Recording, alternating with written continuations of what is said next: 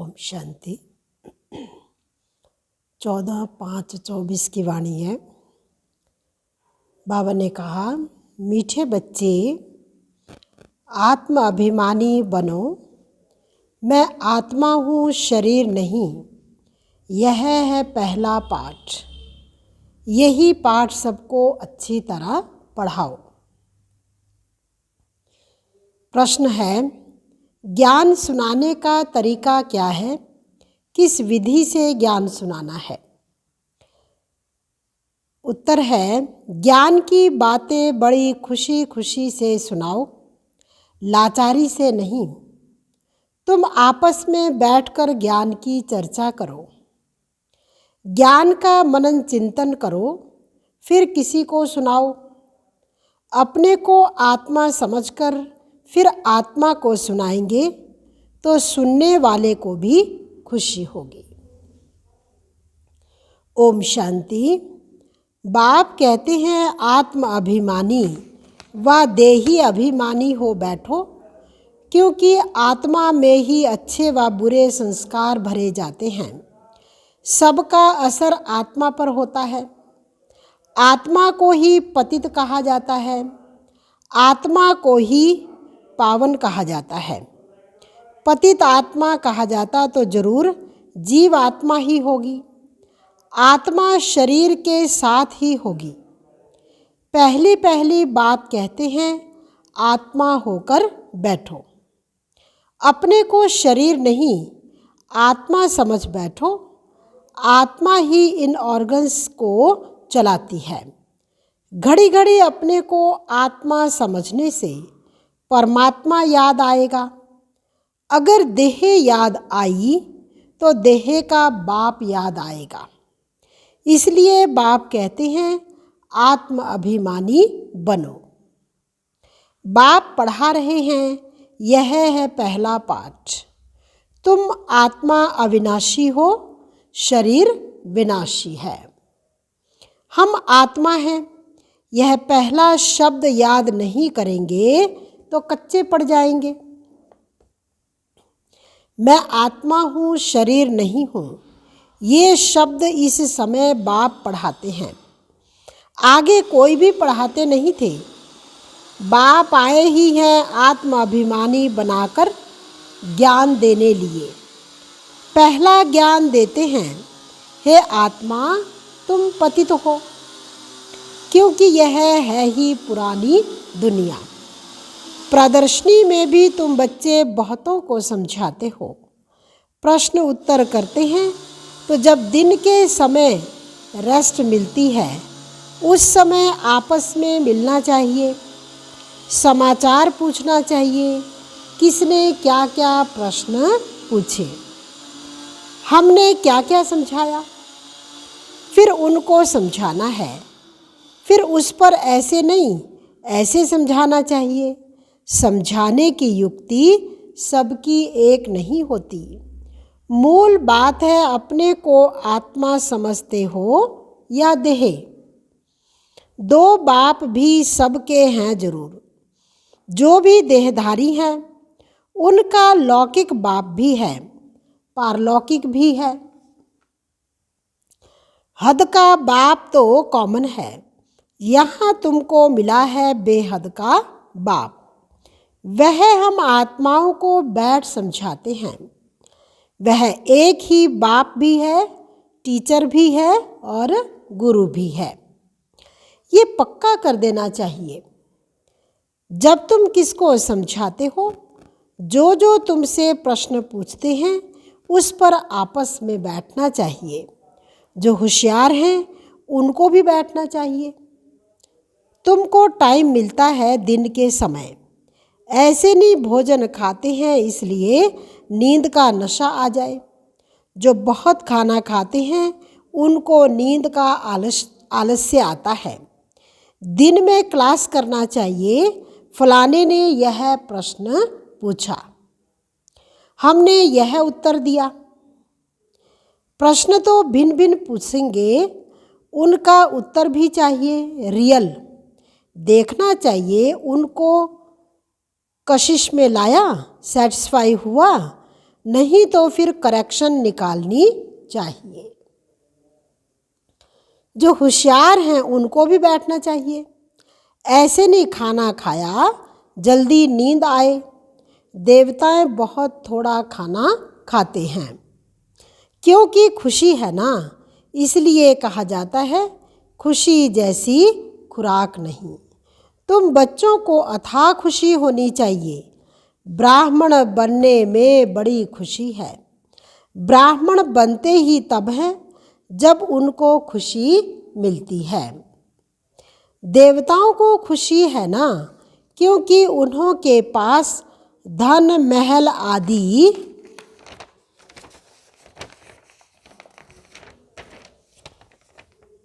सब कुछ है, तो उन्हों के लिए खुशी ही काफ़ी है। खुशी में खाना भी बहुत थोड़ा सूक्ष्म खाएंगे। यह भी एक कायदा है, जास्ती खाने वाले को जास्ती नींद आएगी। जिसको नींद का नशा होगा वह किसको समझा भी नहीं सकेंगे। जैसे लाचार, ये ज्ञान की बातें तो बड़ी सुनने से खुशी से सुननी सुनानी चाहिए, समझाने में भी सहज होगा। मूल बात है बाप का परिचय देना। ब्रह्मा को तो कोई जानते नहीं, प्रजापिता ब्रह्मा है, ढेर की ढेर प्रजा है।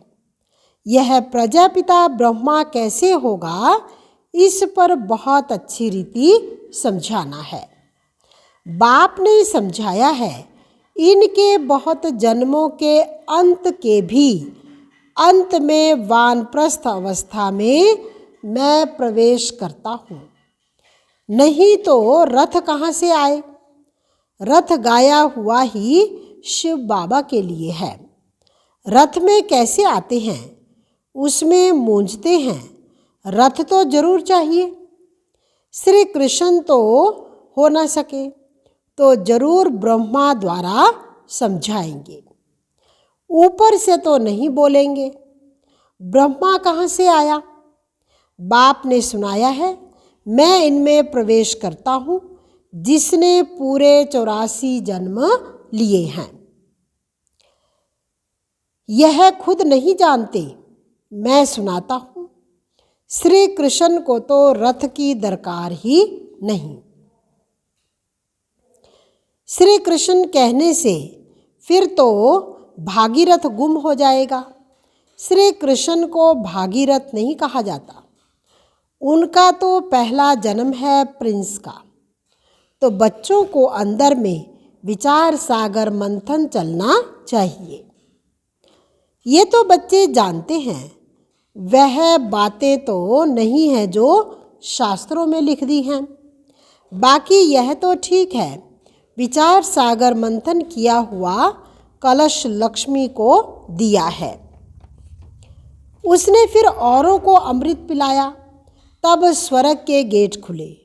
परंतु परमपिता परमात्मा को तो विचार सागर मंथन करने की दरकार ही नहीं। वह तो बीज रूप है, उनमें नॉलेज है, वही जानते हैं। तुम भी जानते थे। अभी यह अच्छी रीति समझाना जरूर है। समझने बिगर देवता पदवी कैसे पाएंगे। बाप समझाते हैं आत्माओं को रिफ्रेश करने के लिए, बाकी तो कुछ भी जानते नहीं।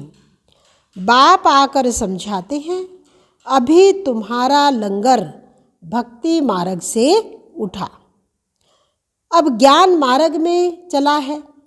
बाप कहते हैं, मैं तुमको जो ज्ञान देता हूँ वह प्रायलोप हो जाता है।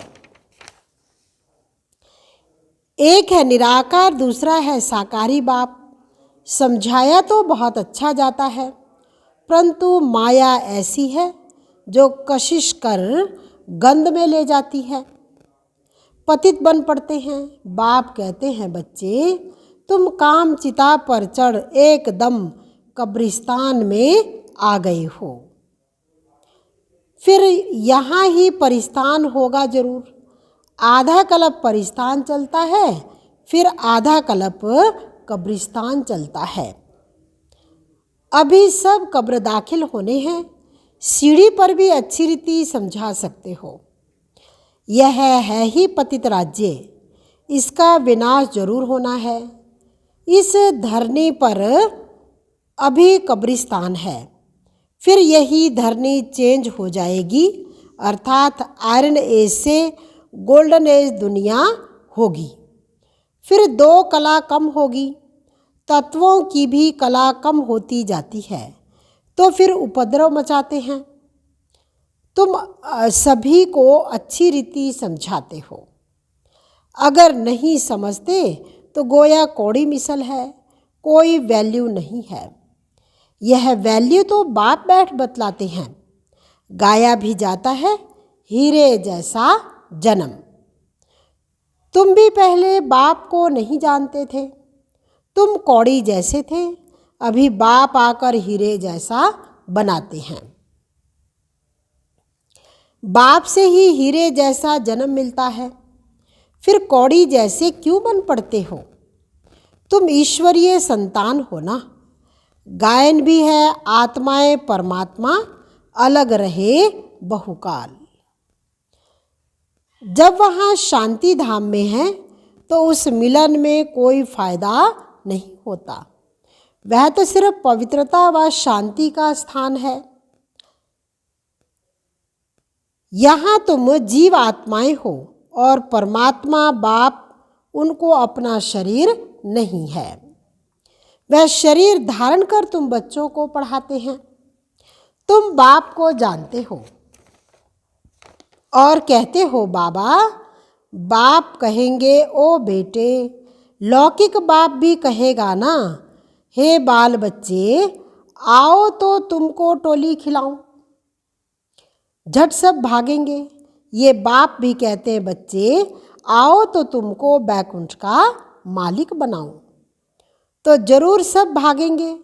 पुकारते भी हैं, हम पतितों को आकर पावन बनाकर पावन दुनिया विश्व का मालिक बनाने आओ।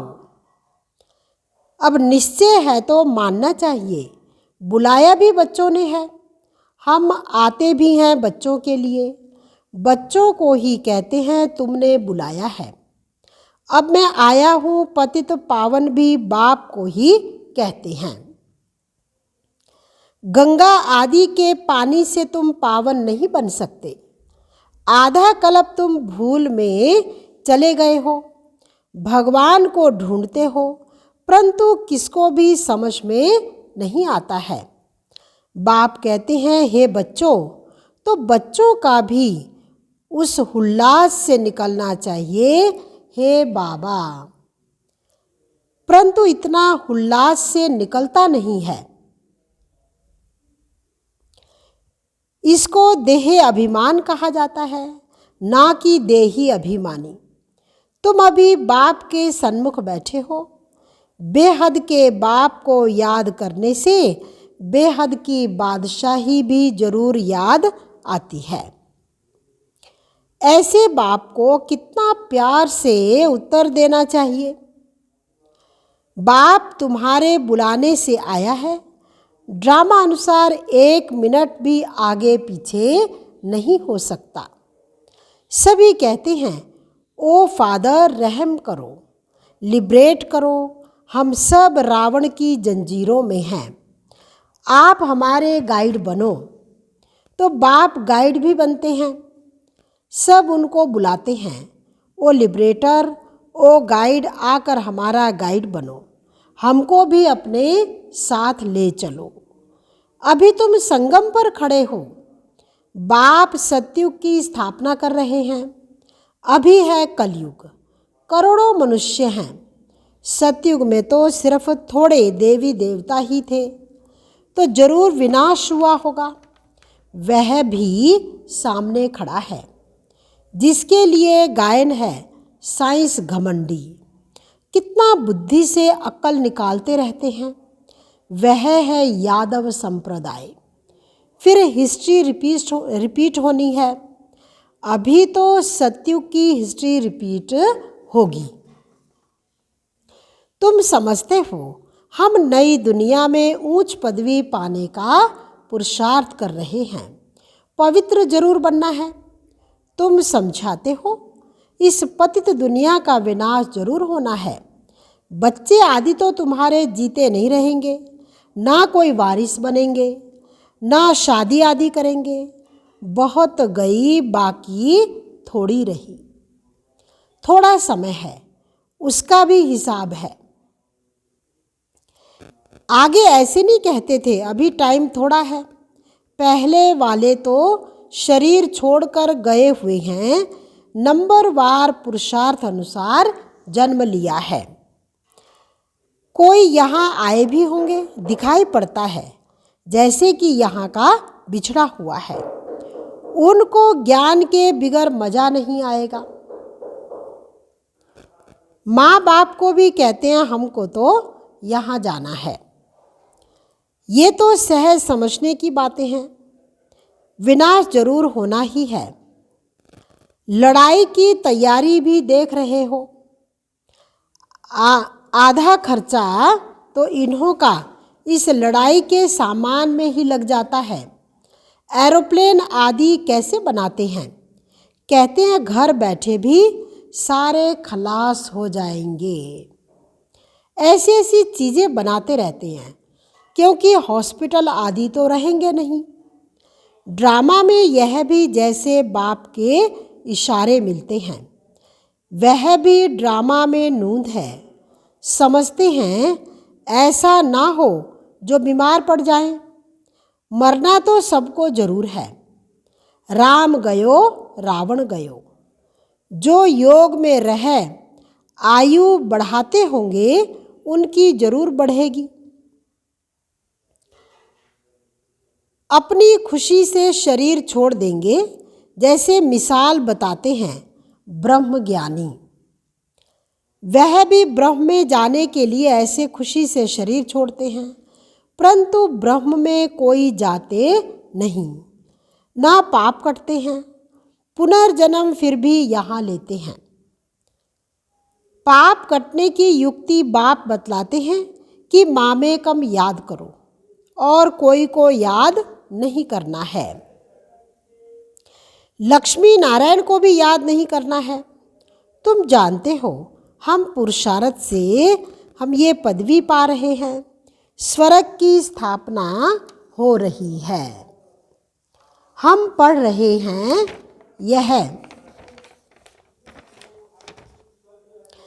यह पदवी पाने के लिए नंबरवार पुरुषार्थ अनुसार। उन्हों की जो डायनेस्टी चलती है वह बाप ने संगम पर अभी स्थापन की है। तुम भाषण भी ऐसा करो जो एक्यूरेट किसी की भी बुद्धि में बैठ जाए।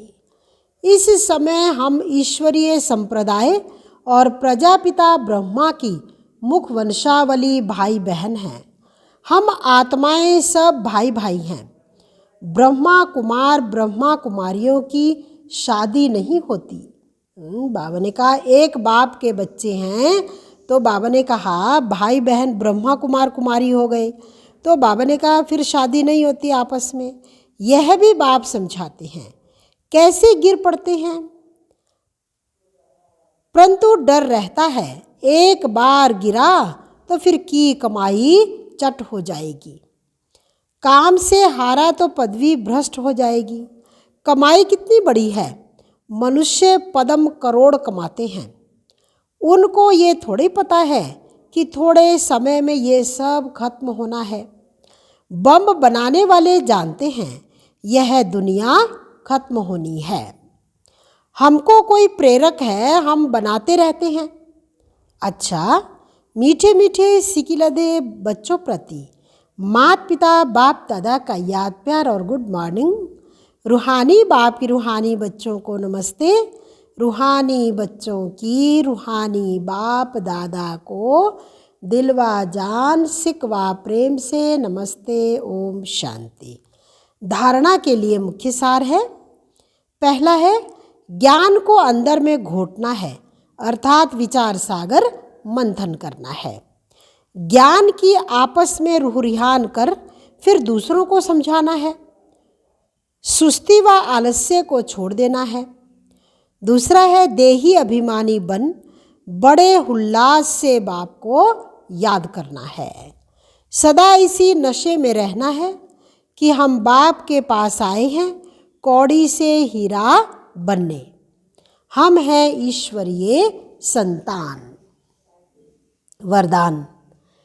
ज्ञान सूर्य ज्ञान चंद्रमा के साथ साथी बन रात को दिन बनाने वाले रूहानी ज्ञान सितारे भव।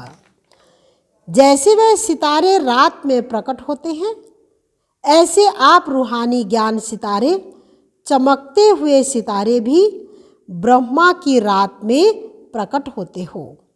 वह सितारे रात को दिन नहीं बनाते, वह सितारे रात को दिन नहीं बनाते, लेकिन आप ज्ञान सूर्य ज्ञान चंद्रमा के साथ साथी बन रात को दिन बनाते हो, अर्थात कलयुग रूपी रात को सतयुग रूपी दिन बनाते। वह आकाश के सितारे हैं, आप धरती के सितारे हो। वह प्रकृति की सत्ता है, आप परमात्मा सितारे हो। जैसे प्रकृति के तारामंडल में अनेक प्रकार के सितारे चमकते हुए दिखाई देते हैं, ऐसे आप परमात्मा तारामंडल में चमकते हुए रूहानी सितारे हो। स्लोगन। सेवा का चांस मिलना अर्थात दुआओं से झोली भरना। सेवा का चांस मिलना अर्थात दुआओं से झोली भरना। सार था मीठे बच्चे, आत्म अभिमानी बनो। मैं आत्मा हूँ, शरीर नहीं। यह पहला पाठ, यही पाठ सबको अच्छी तरह पढ़ाओ। ओम शांति।